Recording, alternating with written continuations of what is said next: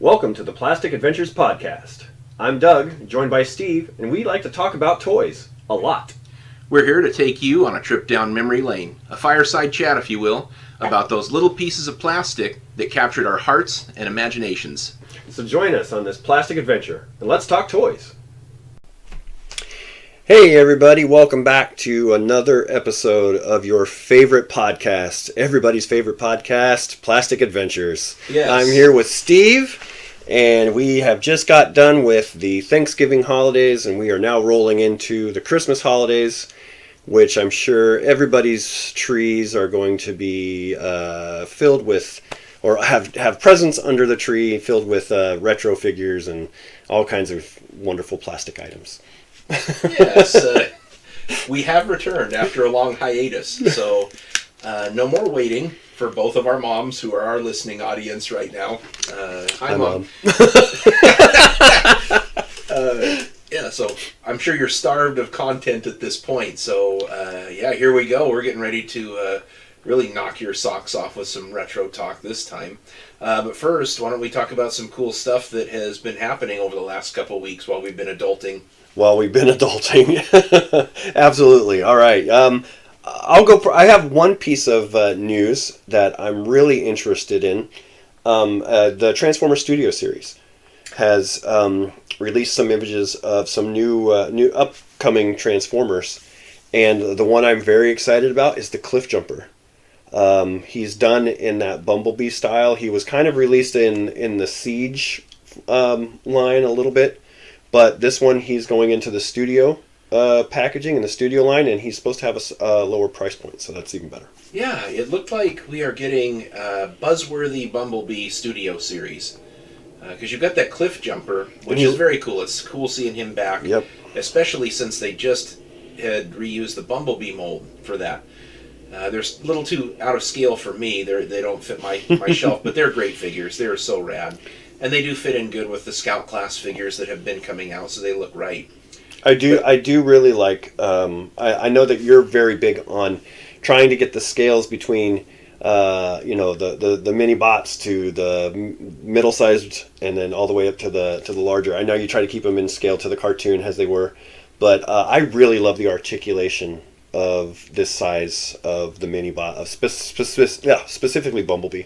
So I'm glad that Cliff Jumper's coming back out. Oh, they're terrific, and so is the Huffer and all that new scale size that they're doing. They're great figures. Pipes, whom I was on the fence about, and I'm sure if I see it on the shelf, I'll probably buy it, even though he doesn't fit. But he's a gorgeous one, and Warpath is another one. I don't have my hands on that one, too. But he looks really, really good. The other one that I'm excited about is the Core class they released an update for that one, and Rodimus or Hotrod.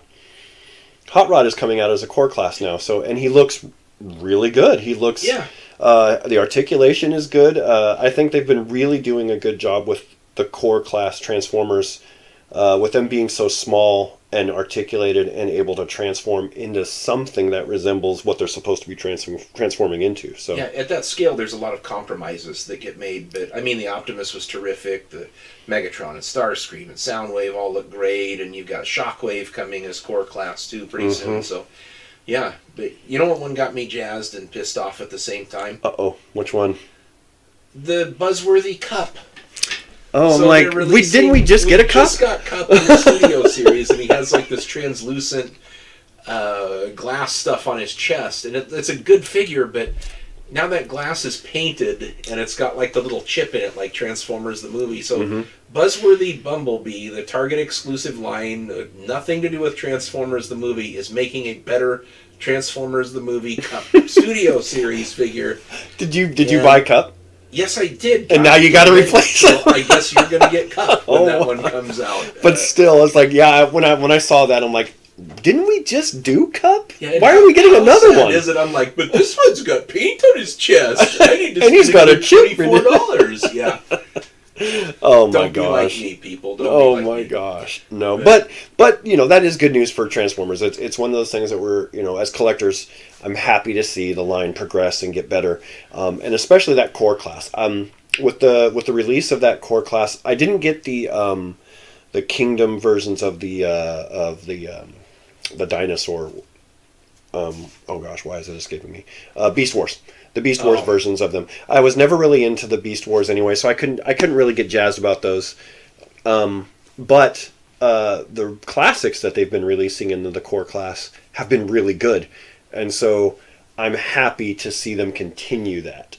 Yeah, and thinking about this, I don't really know how many small children these toys, find the hands of, right? But I think back when I was a kid and we didn't have much money, how awesome would that have been to have an affordable, a $4 or $5 Optimus Prime in those days, in 1983 money. Yep. That would have been really awesome. Instead, I had Road Ranger from GoBots. You did. You made do. He's cool anyway, so. But, I don't know if you were like me. I mean, and I'm pretty sure I've said this before. Anything that I could stick in my pocket and take with me to school or take with me when we were going out somewhere with my parents or something like that was always the best thing about a toy. So, sound waves, tapes would find their way in my pocket. Mask figures would find their way into my pocket. G.I. Joes were perfect because they fit right in your pocket. So to have an Optimus Prime or a Soundwave himself be able to go with you in your coat pocket would have been like my best dream come true. As ridiculous as it sounds, I would reach into my pockets and be like, "Ooh, nobody knows." Yes, I know. Knows. Well, that was what I loved about the what was it? The Chronoform watches, man. Those were cool. You wear them on your wrist. It's a watch. No, man, it's a transformer. Whoa, cool. Can I borrow it and never give it back? Yeah. And you just have like a band with a little. Whatever the clip is. The piece that holds the robot in, and then some kid's got your Chronoform figure, Oh, but I can see what you're saying. The core size is very good. I'm happy for it. Yeah, sticking with the Transformers theme, there have been some sightings of the Blaster Wave, the final. Yes, I saw that. I was like, how are people getting this already? They just announced it. Yeah, he's shipping. I guess it's 2 blasters and a Tigertron per case. Really? Supposedly, that's what I saw the loadout. Now, 3 per case seems like a weird deal. I mean, it almost seems like you should have 4 figures packed in. But I saw a couple of Tigertrons on the shelves here, and I was starting to kind of get a little upset because the one day I didn't go to Walmart, they put them out and sold. Tigertron also shipped, I think, in the Rhinox wave. So I saw Rhinox, and Here in Pasco, Washington, the greater Tri-Cities area, I don't think we've got them yet, but they're coming. So I'm constantly on the hunt, and I know I'll be buying 2 blasters when those come out. So they're getting out there. They look so good, don't they? And I've seen some people complain about Eject, that they don't like the clear plastic that he's in. But you know me and clear plastic. Like I'm like, oh yeah, that's one of the big reasons why I want Blaster. Yeah. I can. Yeah, you got me in that clear plastic. Translucent blue plastic, man. I need it. Yeah, you got any vac metal? I need that too. Yeah, me too. Yeah. No, that's a great looking figure, and I don't really care if his little buddy has some sort of thing that people don't like. I'll probably just store Eject inside a blaster anyways, so when I display him. But they're coming. They're getting out there, and I gotta say, in walking the toy aisles, they are so stuffed at Target and Walmart right now.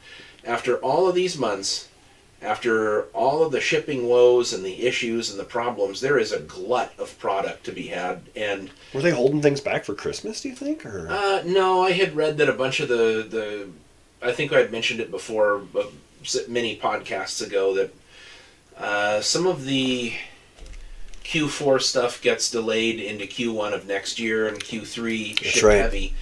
I really think they were anticipating the holidays and amped up production on a lot of this stuff, because there's so much more of specific waves, like the Trax wave from Kingdom. Dude, I bought that figure as soon as I saw it, thinking that I'd never have a chance again to have it. But boy, there's Trax Army. Lo and behold, there's Trax everywhere. But the Beast Wars reissues, dude, tons of them. I mean, any one that you want. Megatron, Optimus Primal, Rat Trap. You mean reissues from their... The 90s reissues. Really? In the Beast Wars packaging. Yeah, they're the original toys, which I still don't care about a robot with a beak for a hand. Not really. No, I wasn't heavy into the Beast Wars. There's just tons. Wrestling figures just jamming up the shelves. Masters of the Universe, this latest wave, there's just tons to be had. And That makes me happy. It kind of feels good walking down the toy department and seeing it so full. Well, knowing that next month, probably a good hunk of this stuff's going to hit the clearance, the clearance pegs. I'm okay with that too. Just in general, seeing this stuff out after being so starved for product and having it just look like a picked over buffet line, on senior day. It's just a really good thing to see. Now, I'm hoping that doesn't jam it up for all the cool stuff that's coming. Yeah, that's true. But I'm looking forward to actually a lot of the after Christmas sales because toys go on sale during those times too. So that'd be a good time to pick some stuff up. Yeah, if you're on the fence about some of them. Other big news is the Sky Striker funding. It got funded. Yep. Yay! And I don't mean just hit the 10,000. I mean, they were near 17,000 pre-orders. Enough to walk some of those bonus tiers that they were talking about. Yeah, so you now get 6 carded figures. The Sky Striker, the ground support vehicles, the blast effects. I mean, just in those 6 carded figures, you have $90 to $120, depending on what the new O-Ring retails for. Mm-hmm. Just right there. And the ground support vehicles, you could argue you got another $20 there, and blast effects, if those kind of like tertiary things that you see pop up on Hasbro Pulse, like weapons packs, etc. Maybe $10 there. So that Sky Striker got real cheap by the time all of these tiers funded. And with like a half hour left, I was sitting in my chair last night looking at it. Did you do it? I did not. Oh. I did not. I really wanted the Mickey Mouse Cobra Commander because it comes with Cobra Commander, the Cobra Officer, the Cobra Ground Guy, and they're all carded. That's a good... all carded. It's a terrific deal. I guess if you were going to jump, that would have been the time to do it. Yeah, I almost did, but then I remembered I'm really going to be into this new O-Ring thing pretty selectively. So I was a sucker and went right in for Snake Eyes and Storm Shadow when those came up for pre-order. I got. And I appreciate you doing that because the thing about that Snake Eyes that really has me jazzed is it's his right waist. Yeah. It's got his correct waist. All these other reissues of Snake Eyes and all these other repaints of Snake Eyes have always given him that remolded Roadblock waist from the second version of Roadblock. And it never looked right to me. So when we get this one with his right waist, I'm so happy. Well, and it just being packaged the way that it is, fans at this point, you should not be any happier.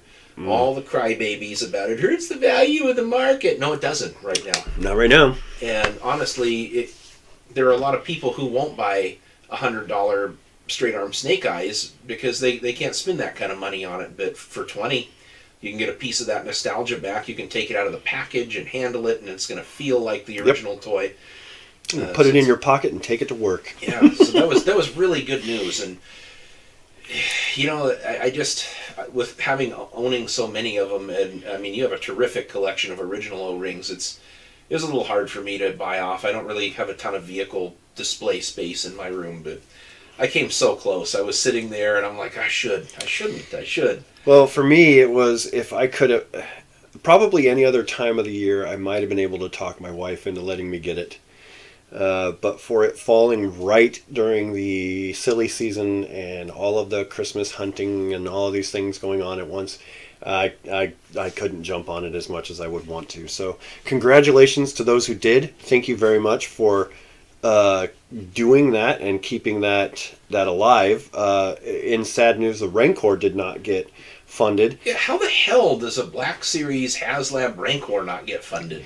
I don't know. He was a pretty cool looking figure. He was huge. His detail was amazing. I mean, I again wouldn't have been able to get on it, but I know that I think I have my own reasons. I guess there's a lot of reasons floating around online, but I think it's because of the time of year, and they had two HasLabs going on at the same time. Yeah, so I mean, you're $230 for the Sky Striker, and what was Rancor $200? Yeah, something like so that. you're in for almost $500 altogether. So it's like I can see why they would be like, well, if I had to choose, I'm going to go with the Sky Striker. And then for all those people who can't just buy one, have to buy one to keep in box, one to open. Yeah. That's a little pricey kind of a deal there. It is. So, but that just startled me, and I had heard there was a bunch of backlash over it not coming with the Rancor Keeper as the base figure, and coming with a really sweet carded Luke that has one of those Power of the Force coins. Oh, yeah. That was like the pack-in with it. But then Hasbro came back, I believe, and said that, like on a tier 2 unlock or something, you would get, Dusty Rhodes, the Rancor keeper. That's my Rancor, baby! Well... You stop chewing on them Gamorrean gods, baby! I personally hope we see another Jedi Luke hit the shelves from... Even though we won't be seeing it with the Rancor, and I don't know if it'll be packaged the same way, I'd love to see another Black Series Luke, because I didn't get a chance to get a Jedi Luke. And I really want a 6-inch Jedi Luke. I think that would be phenomenal. I mean, I've got a lot of the other Lukes, as you can see, for the Black Series. I even got the Yavin one that I don't know if a lot of people like that one. I always thought he looked like Han Solo in that. So kind of, yeah. But I don't have the Jedi Luke, so I would really, really like it if they would reissue that one and put that one on the shelves. Yeah, well, up to this point, they had done a Jedi Luke, but all they did was just take the Empire Strikes Back head and put on there. Didn't look right. Yeah, the hair is different in Return of the Jedi. The indoor with Battle Poncho Luke is correct. I didn't get a chance to grab that one. I don't buy Black Series anything. I buy the Han Solos for my wife. And I don't ask questions. I haven't figured out if they're battery powered or not yet, but I'll just leave that to the imagination. Got to put an adult disclaimer at the beginning of this one. But Luke, it looks really good. The belt's a little kind of wacky, but there'll be something. I hope so. I want him to be able to be released with the brown cloak that you see him walk into Jabba's with. So yeah. Or the dark brown, almost black, I guess, kind of. Maybe it'd be kind of cool having a deluxe figure from the Mandalorian packed in with Baby Grogu. That would be cool too. I would not be complaining. R2-D2, I wouldn't complain. You'd have to figure out a reason to charge $40 for a $20 Black Series figure, and that would be it. Oh yeah, but so I mean, there's some cool stuff coming our way. I'm sure we missed some news, so we'll probably update you on our next podcast about stuff that we hear floating around the internet. But we'll get into the meat and potatoes portion of our podcast now. So we were talking about some possible ideas to talk about. And I think one of the ones we came up with at first is we touched on it briefly during the news. O-Ring G.I. Joe's making a comeback. Yep. Welcome back, Joe. Yeah, I'm very excited about that. And we are going to maybe talk about how we'd like to see the O-Ring reintroduction evolve, maybe. What we'd like to see coming through on that. So I'll start that off with some of my thoughts. So I'm going to start it off with talking about the retro line a little bit. So when they introduced the retro line, we talked about it on a previous podcast. Not what everybody was expecting when they were talking about doing a G.I. Joe line again.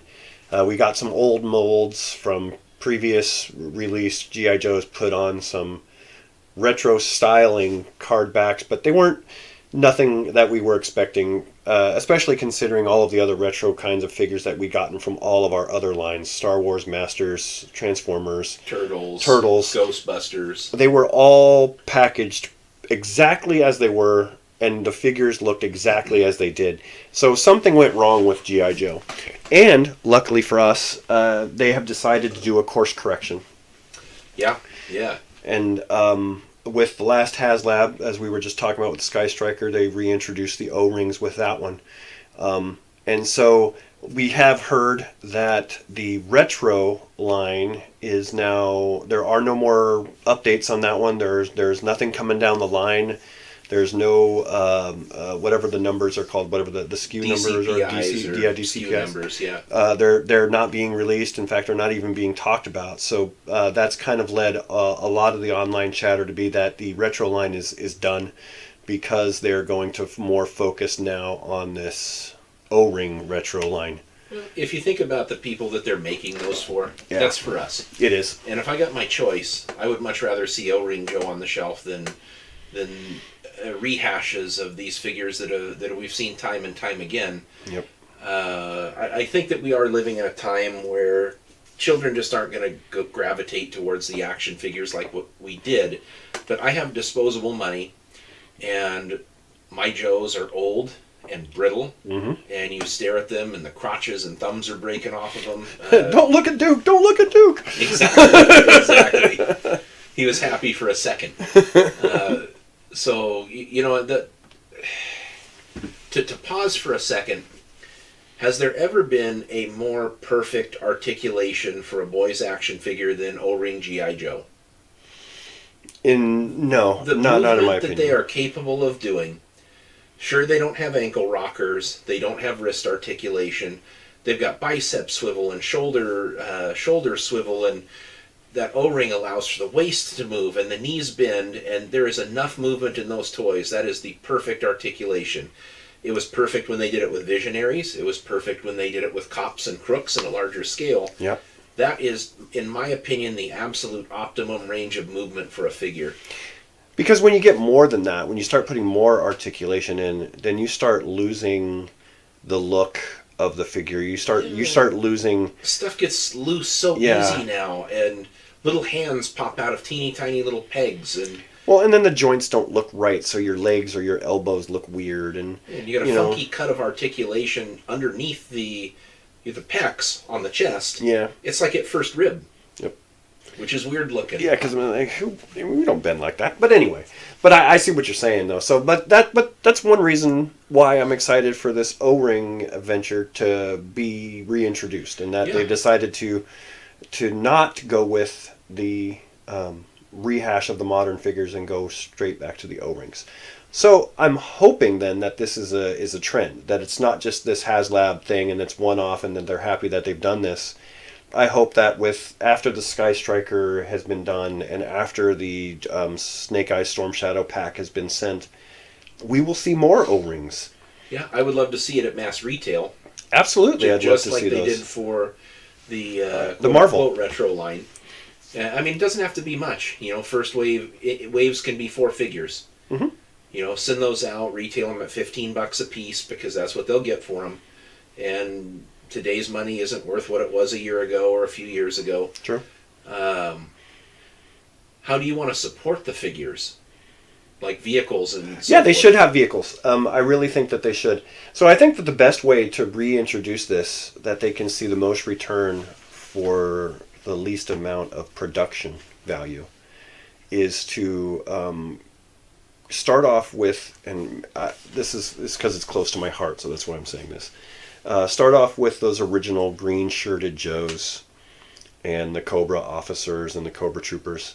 Start those guys off, and then give us like the Ram Cycle or the Jump Jet Pack, or one of the smaller vehicles that you would come with, where they weren't packaged with an action figure back in the day, and give us like it won't be exactly like, oh, the Ram Cycle only came with the Ram Cycle, and it's not exactly.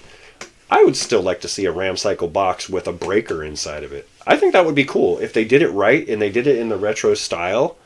That would be great. I would be fine with that. Just like how they released the breaker in Ram with the Classified series. Classified, and then in the Toys R Us reissues in the very late '90s and early 2000s, you had like the flight pod that was packaged with a Cobra Viper. Exactly. I think I would almost like to see it go a little bit more pure. Yeah. Maybe not have to include figures with those. Do the flight pod, do the Ram Cycle, Jump Jet Pack. That Cobra hang glider, the white one, would be cool. The Claw. Yeah. The Claw, that's the kind of the drone / hang glider thing, whatever that was. Yeah, so if the figures have to be 15, I mean these small vehicles would end up having to be 20. Mm-hmm. But I think you could get away with it. And what's cool is they probably still have access to some of the assets that aren't completely disintegrated. Yeah. Obviously, like the Rattler, they've had many reissues of the Rattler. They've had the Snowcat, which would be a cool one to have again. Yep. So I really wouldn't mind if they were reusing some of that old tooling and putting it back out in authentic packaging the way that it was. Yeah. I don't want to see some weird window box thing where you see the vehicle inside. And no, not like how they did with a lot of some of the older... And Hasbro's moving away from a lot of plastic packaging now anyways. So seeing that stuff in the boxes would be really neat. And I almost feel like, maybe you go Flight Pod and Ram Cycle 2-pack? As your initial offering for the small vehicles. Oh, okay. I don't really see this thing blowing up and going beyond Rattler Conquest. Because, I mean, those in nowadays pricing, you're going to be talking like $60 for those vehicles, or $70. It would be cool to see like a flak cannon again, or whatever those called are. I like the watchtower and the forward observer post and those little things that came with accessories. Maybe those you could pack out with a figure, because it's so small. It's just almost next to nothing that's in those. But the big one, if we're talking vehicle reissues for O-rings, would have to be a Vamp for me. Like, the Vamp with clutch was, even as a kid, like, I always thought that was a great vehicle. You know? I always thought that... than the Ostriker. It was. It looked more versatile. I love the fact that it had gas tanks in the back of it, and the cannon was swivel, and it was just a great all-around vehicle. And I love playing in the dirt with it. Not that I'll play in the dirt with it this time, but you know what I mean. Vamp and Stinger, maybe. Yeah. Or the Asp. That would be a cool little vehicle too for an unmanned vehicle, if we were talking pricing tiers. Yeah. But if we're talking about trying to get the O-ring back out there and get people interested in it. A lot of the reasons why we're buying these things is for many reasons, right? Nostalgia is the biggest one. But, we want to be able to display this and at any time pull it off the shelf and look at it in the box and be just have that endorphin rush of seeing something from your past. So to be able to look at it in its original packaging, even if it's not vintage packaging, but it's the original packaging. Yeah, the original art. Mm-hmm. Which was beautiful. I mean, you rarely see art like that these days on toys. I know that the Transformer line had good box art. The G.I. Joe Classified line has it is up and down for me. There's some of them I'm looking at going meh, but then there's some of them that I really like the last one what I got for barbecue. Beautiful artwork on that. Do you think it was a mistake packaging Classified the way they did instead of going with like a black box with the explosion graphic? Do you think they should have? No, I like the new packaging. I like the new packaging. I think that one's good because Classified is different from the rest of the Joes. Okay, it's a 6-inch line. It deserves its own look, its own feel. Yeah, and it's sort of like. Oh shoot! What was the name of that one? That really great cartoon that they did for us. Sigma 6? No, it was just like a Cartoon Network exclusive. It was an hour long. Resolute. Oh, Resolute! Yeah. Yeah, so like a separate subline. Much more realistic looking, like future type Joe thing. I like the packaging. That just popped into my head. I mean, it goes very well with the Star Wars Black Series. Even though the Black Series has redone their packaging now too, so they don't do the red side with the numbers anymore. They have actually got card art for the side. Yeah. Which has kind of gone the way that a lot of the toys have been going this way. Like Masterverse toys have side card art, Transformers have side card art. So it just makes sense that that's the way they're going because they look good displayed. I mean, if you're like me, I have mine displayed on shelves. I can't display them front, but I can display them side, so I have more room to store them as well.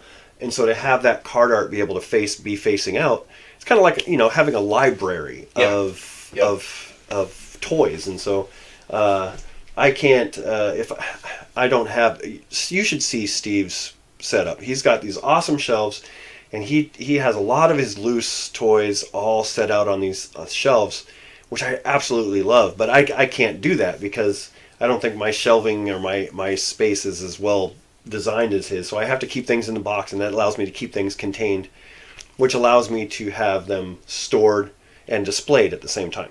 So you got to have an office in your toy room too. So I do.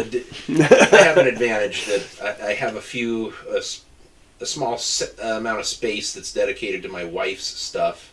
And then I've got all my cool stuff around it, but no office space in there. Yeah, but there'd be a lot of compromises. But I do like the mentality of if you're going to buy it but not display it, then why have it, right?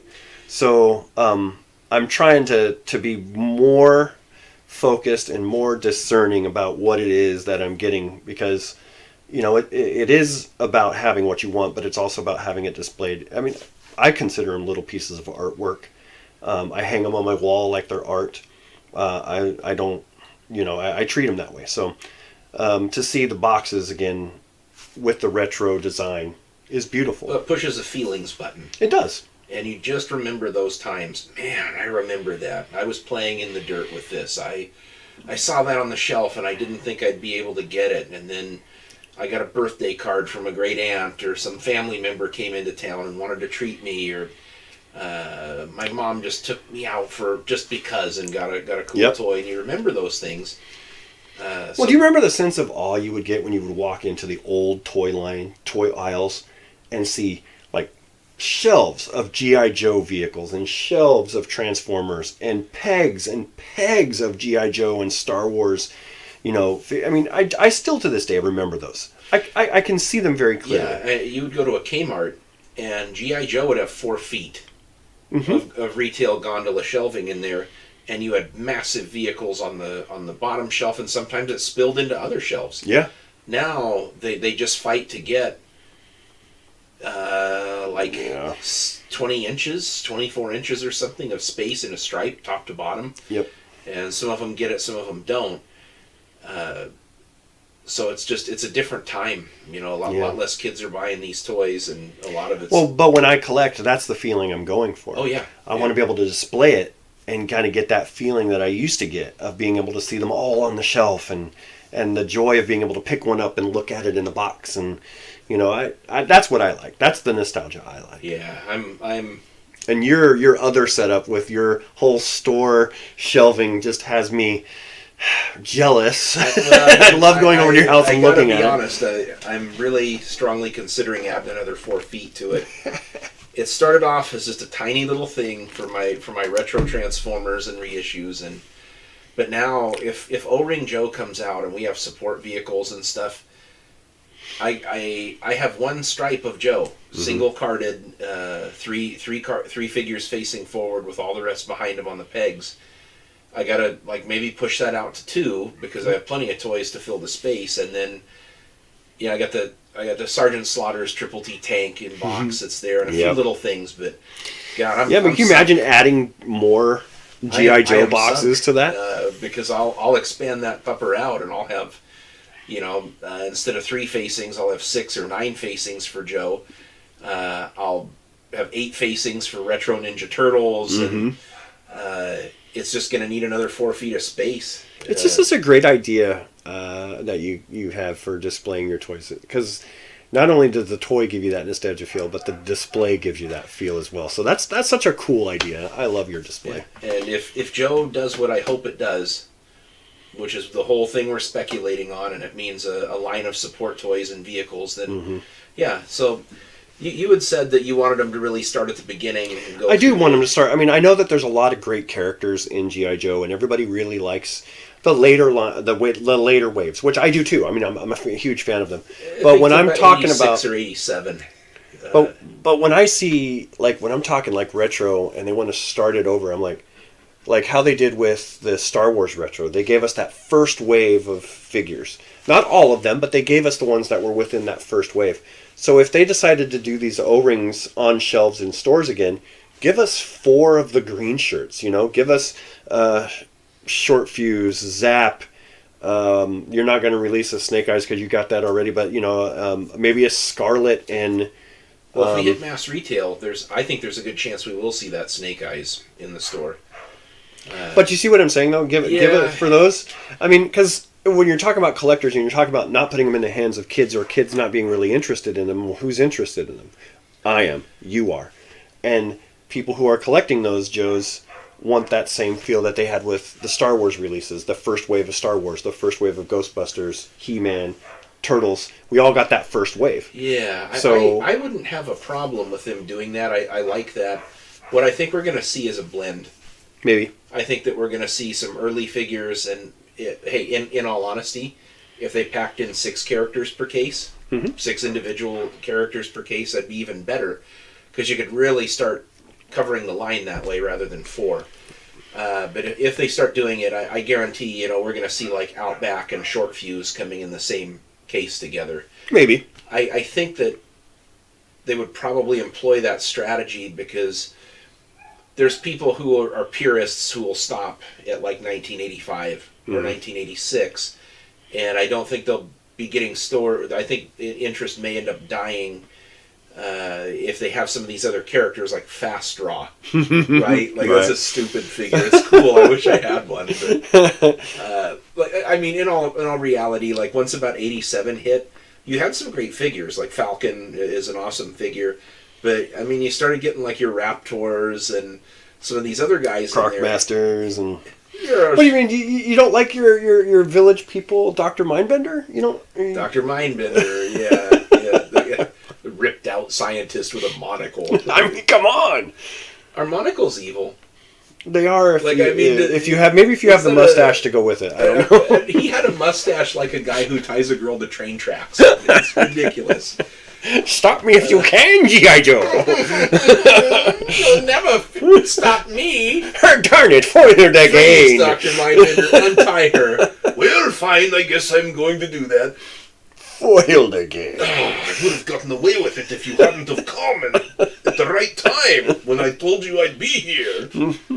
Don't you get some DNA to mix up or something? Go make a Serpentor. I don't even want to know how he would make a Cobra leader if he was in prison. That'd be horrible. Anyways. Disclaimer. Yeah. So I have a feeling that's how we're going to see him packed out.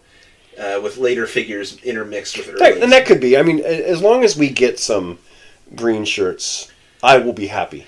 Yeah, I mean, they've got to do what people want to see, and I mean that is just awesomely designed characters. The original green shirts were so economical, and it was, Hasbro's on a shoestring budget, but you got to have those characters. You have to, and you got to have Ripcord, and you've got to have a lot of these really awesome designs like Dusty and Footloose, Quick Kick. Yeah, I mean, we can just run down the whole list. So do you think Bazooka. do you think we'll see in this O-Ring release some of the figures that were really, really cool back then, but maybe kind of controversial these days?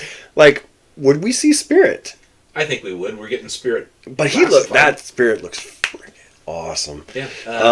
Will we see? Let's see. Who else can we think of? That's probably Big Lob. Maybe not. I don't know. We never really got an official release for him. I know there was a con exclusive. They did him, I think, in O-Ring for the con, but not an official shelf release on the card during Prime Retail. No, Big Lob makes the turd when they first saw like the work print of the movie. So. Like, woo, woo, woo, woo, woo. We'll do all the other rawhides but him. We'll even do one of the mute, missile-throwing, super spy guy in the Hawaiian shirt you'd never make out in a crowd. Yeah, we'll do him. With the dumbest name for a G.I. Joe. Shackles. Oh, man. So, I mean, I think there may be some Joes that we're going to get skipped over because of maybe that reason. But I hope that the Joes don't get canceled, because Quick Kick looked cool. Quick Kick was awesome. He was one of my favorites growing up. I loved, I've always been a Bruce Lee fan. So seeing a Joe that kind of fits that look and feel, even though his character on the cartoon didn't quite follow that. I love the character, though, because it turned it on its ear. Now, if anybody should be in trouble, it's Masters of the Universe for a few of their designs, like Jitsu, which I love. But Quick Kick was just this Hollywood guy, and I thought it was really cool. He's just some regular guy raised in America who happened to be of Asian heritage, and I don't know if they ever played into it, like with some adventure somewhere in Asia where they come up and start speaking to him in Chinese or something. He's like, dude, I don't know. He looks at him and goes, I have no idea what you just said. Dude, I don't know. I was in California. I'm American. I don't know if they ever tackled that, but I would have gotten a kick out of that. That would have been a good comic line, yeah. I hope that they don't get canceled, because kind of before they even get going. The coolest things about Joe is diversity. Yeah. I was just talking to my wife about this the other day. She asked, "Did that cartoon have any strong female leads?" And I said, "Dude, the '80s had tons of strong female leads. There's amazing female Joes." Well, the '80s had strong female leads in everything, and I don't know if society has just selectively forgotten how well the 80s were for females, for female leads. I mean, the strongest female character I can think of came out of the 80s. Ripley from Aliens. That woman was outstanding. She did what she needed. Yeah, tough as nails. None of the guys in that series could touch her as far as what she was capable and willing to do. Yeah, and I think women were well represented in boys' cartoons. Yeah. You had, like the Baroness. Is there ever a more badass female villain than the Baroness? Nope. And we can probably disqualify... Oh, gosh, no, don't talk about her. From GoBots, but... Don't talk about the rest that. of them. I mean, dude, the Baroness fooled everybody. She constantly. She was probably the most valuable member of Cobra out of that whole clown circus of bad guys that they had. Well, I can think every '80s toy line had a very strong female character, except for one I can think of, and that's Transformers. Transformers didn't have a strong female line until the cartoon came out, and they gave us we RC. didn't get an RC, unfortunately. She was a great character, but and Alita won in that one episode of but we didn't see any female Transformers. But that's because, robots were pretty much a strictly boy thing at that time. I mean, it's kind of weird to think about, but how does a robot figure out what its gender is? Yeah, I don't know. I don't know, but I'm saying, Transformers didn't have female, but every other line really did. Turtles had April, He-Man had Teela, Evil Lynn. And they weren't just characters that got kidnapped. No, they were characters that moved that story along. You talk about a good, strong character, Scarlet, Lady J, Covergirl. Lady J is my absolute favorite female 80s character. I love her. Covergirl is one of those great characters because it takes your stereotype of model pretty and turns it on its ear. Yeah, she drives a tank. Not only does she drive a tank, she can field strip that sucker. And she's so tough when those missiles are going off 2 feet from her head. It doesn't even ruin her hair. Nope. How about that? That's what I'm talking about. So, I mean, we had some good female role models in our toy lines that we had back then. Yeah, so I would love to see them guys in O-Ring. I'd love to see a Scarlet O-Ring, Lady J, definitely Baroness. So yeah.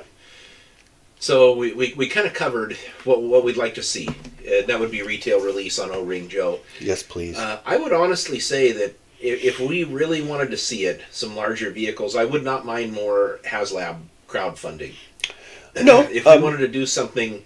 If we have that range of like $60 to $80, which is the glass ceiling for vehicles to sell out at retail, unless it has a Star Wars stamp on it, because then you can get $200 for an AT-AT. Transformers has $150 figures at retail. Some of those are beautiful too. Oh, they're great. I mean, if there was a play set, what would you think the next most... For G.I. Joe? Yeah, if we were going to crowdfund one for G.I. Joe, what playset would you like to see on HasLab? If we're talking, if we're not going, small, we're talking large, maybe. Maybe the headquarters, man. It's pretty cool. Yeah, because think about it. I mean, the headquarters that we got now, I know a lot of people have them. The plastic was not very well... Back then, it was still kind of it was thin in places. A little brittle. Yeah, and it's definitely gotten brittle over the years. So to be able to see a new headquarters in box with good plastic and everything like that, oh yeah, man. And if they did it in the summer, they didn't do it so close to the holiday seasons, but they did one in the summer. Man, I would be able to talk Michelle into letting me get that. You know when they need to do these crowdfunding? February. Yeah, dude! Tax time. When everybody's getting their money back. Yep. And they're looking for things to spend it on. Yep, stimulate the economy. Give it to me, yeah. Do you think that the sheer volume of pieces in that playset would prohibit it from production, or do you think it would make really. it like $200? No, because look at the number of pieces that would go into the Sky Striker set that we're talking about. Yeah, that's true. Yeah. I mean, you're not talking the Sky Striker as one cohesive unit. It's got so many small plastic pieces in that sucker. I would almost argue that a lot of them are more intricate, and you've got assembly time on the vehicle, whereas a playset like the headquarters, it just comes out of the injection mold into a bag and you throw it into a box. Yeah, there's no really the buyer is doing the assembling. So do you think that it would hurt that playset because they are so readily available. I mean, like, you can literally right now go to eBay and get tons of them for $125 shipped. Classic ones that aren't near complete. I don't know if it will or not. I know. Did you think it would take a mold change, like making the front rampart a little bit taller and maybe putting that singular cannon on there like the cartoons? Maybe give it a little bit of an update. Yeah, I think that would be kind of cool. I always wanted a cover for the jail cell. Yeah. Not that a removable cover, obviously, but I think things like that, adding some things on, would be a really good idea. When you look at that playset, it was so economical the way that it was structured. I mean, you had the command center, the jail cell, which is awesome for locking bad guys up. And then you had vehicle bays. It wasn't just a sticker on the ground that you assumed would tangle up the bad guy like Castle Grayskull. It was a cell. Right. You had that thing that tray in the back to hold all the accessories in. Great idea. And then you had the bay for like working on the vamp. And I think there was a landing pad or something on the other side, if I remember. Yeah, for the Dragonfly. Oh man, I would love to see Skyhawk as a vehicle. Oh, that's a good one. Yeah, Skyhawk is good, especially nowadays because, like I said, the tooling still for it. Well, the original plastic, like we've been talking about, is brittle these days. Yeah. It's coming back, and if you have a Skyhawk with the skids that are unbroken, how'd you do that? I mean, I keep stored upside down, so that way the skids aren't having any pressure on them because they'll crack if you look at them wrong. So yeah. Seeing a Skyhawk would be great. But parts on sprues. You okay with the assembly required on a lot of these vehicles? Yeah, I'd be fine with it. I love the assembly idea of it. I think the G.I. Joe headquarters, maybe with a few updated things, maybe not necessarily so much so that they have to do some assembling to it. No, I would want enough of those vintage elements in it. But I think that in order to really get people to buy into something like that, with that other one being so available. It is available, but I like the tactical battle platform too. I love that playset. Well, but again, that's another one you can get for $60 on eBay. Right, but let's look at, when you're looking at them, go ahead and look at the condition that some of them are in. Stickers are gone. It's got way many layers, probably of a few years of nerd dust collecting all over it. It's got probably some discoloration because where are you going to display that thing? Not in a way that's, you're going to either put it under a window or something like that. So it's got some problems, even for the ones that are on eBay right now. So, and then you got all of the little things that came with it that would always break: the cameras, the guns, the antennas, all of those things. So even though you may get one with all of its walls and it'll have the large cannon in front of it, the jail cell, those tabs, boom, as soon as you got them out of the box, sometimes they'd snap. So I'm telling you right now, if they came out with one that had all of those things in really good plastic and it was updated, I'd buy it. I want the box too. The box was beautiful. I think probably the most requested playset, I can guarantee you this is the one that would crowdfund and sell. Terrordrome. Oh God! Nobody can get a Terrordrome with all the pieces. You talk about so many pieces. Yeah. The only other one that would be. That'd be a $400 HasLab to get that thing made and done. Man.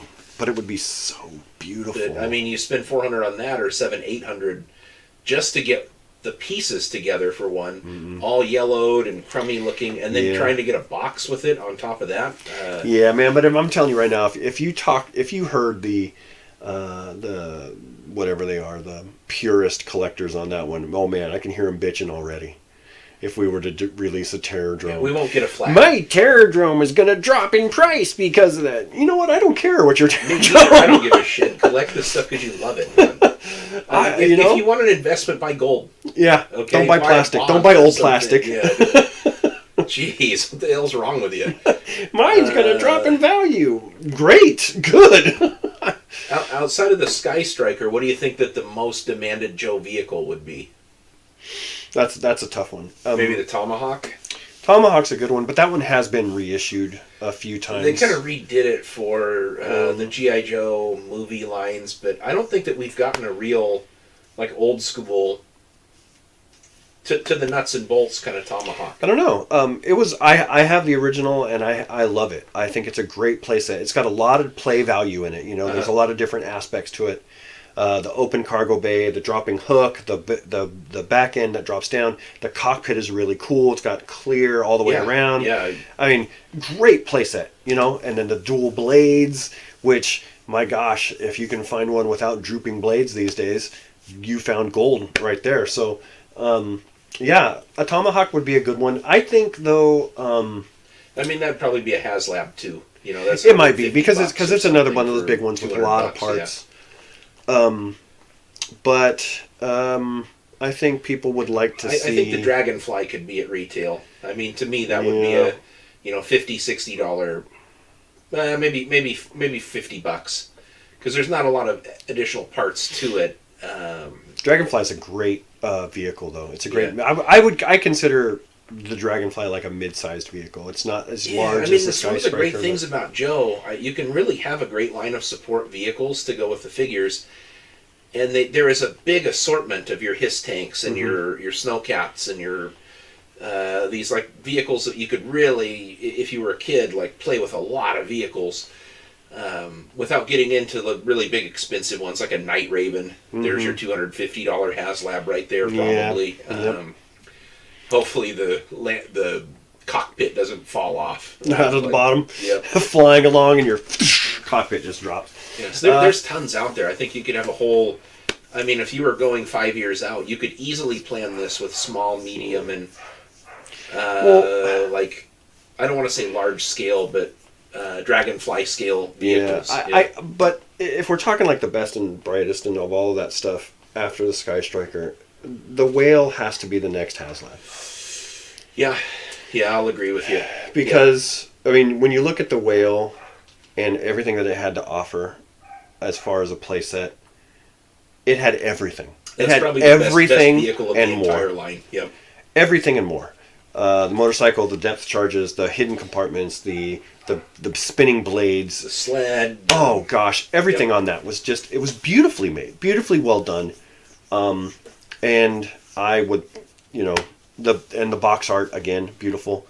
The driver cutter would probably need an update to his name. Skip A. Stone from Boston. I don't know if that's... Keep it. Oh, yeah. The Coast God. You guys want to ride? He's a coastie. He drives that thing. Hovercraft's wicked cool. I sound like Peter Griffin. Yeah. But I think if we're talking like HasLab level, what would need to be done, the Whale, I think, would be... Yeah, and I think you're into the 300s, maybe to 4, to get that thing done. But that one would be a good one, I think. And if they had some really good unlocks with it, I could see where it would be worth it. Like unlock a shipwreck. And repainted a shipwreck and torpedo. Cool. You have a bunch of sea going. There you go. Like every tier would be would you unlock a different like Navy guy. Navy, yeah. Mm-hmm. That would be a good one. So if Hasbro, if you're listening, I'm available for consultation. Anyway, me as well. And I'm cheap, very cheap. Only cost you one whale. Put me on the mailing list. I'll do a review. I'll take one picture and do a YouTube with just sound. Oh, watch your back, Pixel Dan. All right. So what's the next one? We were talking about O-Ring. Oh, we were talking about firsts. Yeah. If you remember, we're climbing up there a little bit. Do we want to do a firsts bonus cast? Yeah. Let's do it. Let's do that one as a bonus. Okay. So if you're still hanging out with us after this and you want to listen to our bonus, we'll be talking about what was our firsts, meaning what was your first Transformer? What was your first G.I. Joe? What was that? And maybe some memories that go along with that. etc., etc. So, but if not, hey, we'll see you around at our regular podcast. What do you guys want out of O-Ring? Yeah. Comment below, Mom. Yep, Mom, Dad, whoever else that other third person is listening. God help me if my father-in-law is listening. You can comment too, Brian. I love you. All right. It's always fun talking, and we will see you guys next time.